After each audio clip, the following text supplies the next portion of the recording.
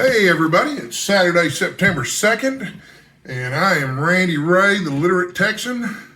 This month in September, I'm doing a buddy read of The Name of the Rose by Umberto Eco with my new friend Grix, and we are going to post videos every Friday throughout the month until we finish the book. It's a long book, it's 580 pages or so that's about 150 pages a week, which is plenty for anybody.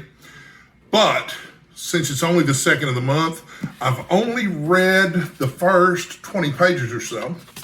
And I wanted to share my first impressions, just as Grix did this morning. So the first thing in the book, you'll notice, is a map of the Abbey. And it's well labeled.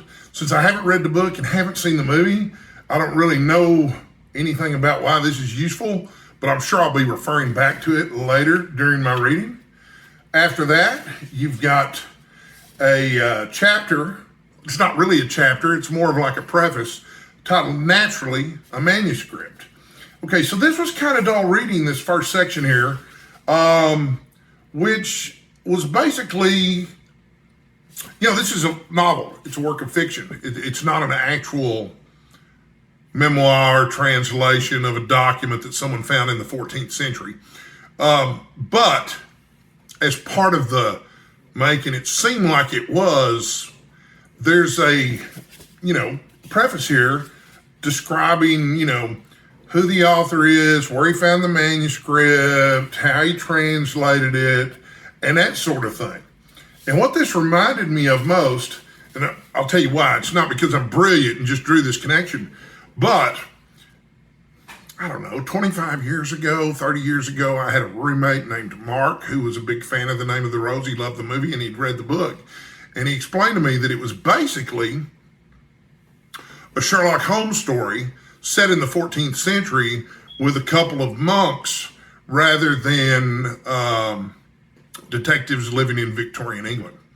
So, having read very early in one of my favorite Sherlock Holmes pastiches is The 7% Solution, but also there was a follow-up to that called The West End Horror, both of which were written by Nicholas Meyer.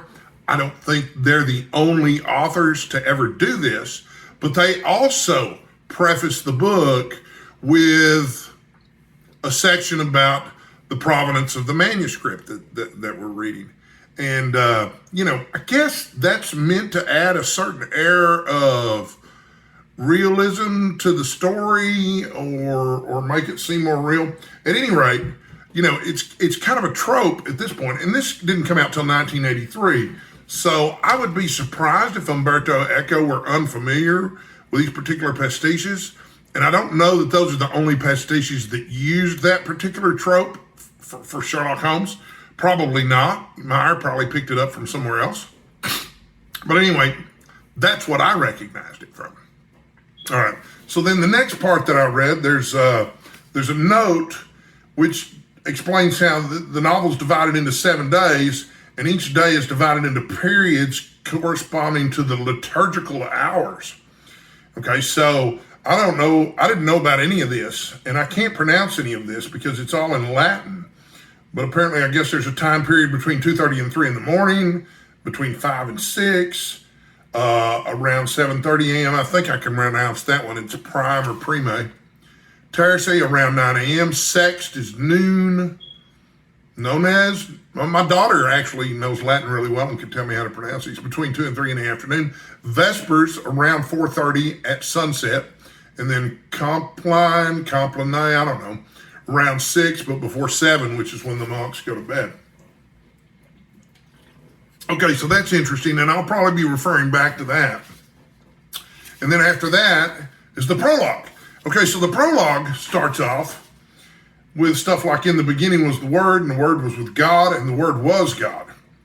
And having reached the end of my poor sinner's life, this is later on the page, my hair now white, I grow old as the world does, waiting to be lost in the bottomless pit of silent and deserted divinity, sharing in the light of angelic intelligences, confined now with my heavy alien body in this cell in the dear monastery of Melk.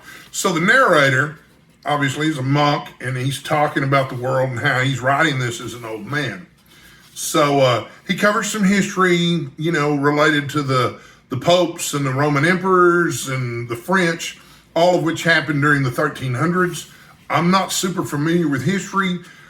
To me, things didn't start to get interesting until they start describing the character. And again, there's another Sherlock Holmes allusion or reference here.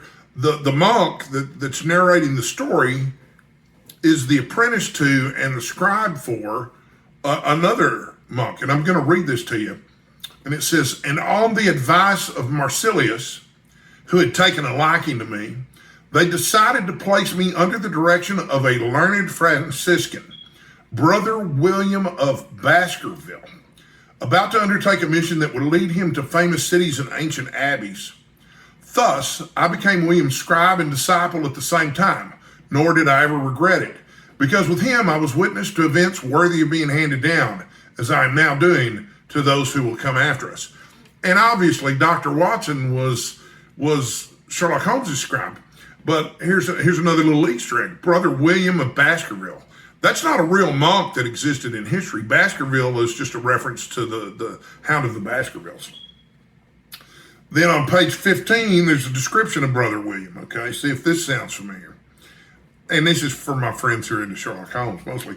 Brother William was larger in stature than a normal man and so thin that he seemed still taller. So tall and thin, that's Sherlock Holmes, right? His eyes were sharp and penetrating.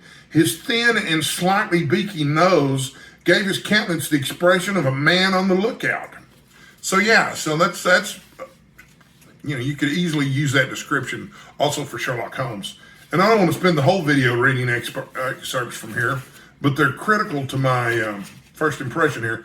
But this next part is actually a fairly long paragraph. So bear with me here. This is good though, okay, because this really describes William of Baskerville. William might perhaps have seen 50 springs and was therefore already very old. I'm 53, but back then I guess 50 was very old. But his tireless body moved with an agility I myself often lacked. His energy seemed inexhaustible when a burst of activity overwhelmed him. But from time to time, as if his vital spirit had something of the crayfish, he moved backward in moments of inertia, and I watched him lie for hours on my pallet in my cell, uttering barely a few monosyllables, without contracting a single muscle of his face. On those occasions, a vacant, absent expression appeared in his eyes, and I would have suspected he was in the power of some vegetal substance capable of producing visions if the obvious temperance of his life had not led me to reject this thought. I will not deny, however, that in the course of the journey, he sometimes stopped at the edge of a meadow, at the entrance to a forest, to gather some herb, always the same one, I believe, and he would then chew it with an absorbed look. He kept some of it with him and ate it in the moments of greatest tension, and we had a number of them at the Abbey. Once, when I asked him what it was, he said, laughing, that a good Christian can sometimes learn also from the infidels. And when I asked him to let me taste it, he replied that herbs that are good for an old Franciscan are not good for a young Benedictine. So obviously that's a reference to Sherlock Holmes's drug use, and it's a pretty clever one. The big difference here is that Watson would have never asked Sherlock Holmes to let him try the 7% solution of morphine or cocaine or whatever Holmes was using at the time. So that's as far as I've gotten. I mean, there's a little bit more to the prologue, but I haven't gotten into the action at all yet. But it makes it real clear that this is, at least my first impression is that this is a little bit of a Sherlock Holmes pastiche set in a different time and place with a very different Dr. Watson character.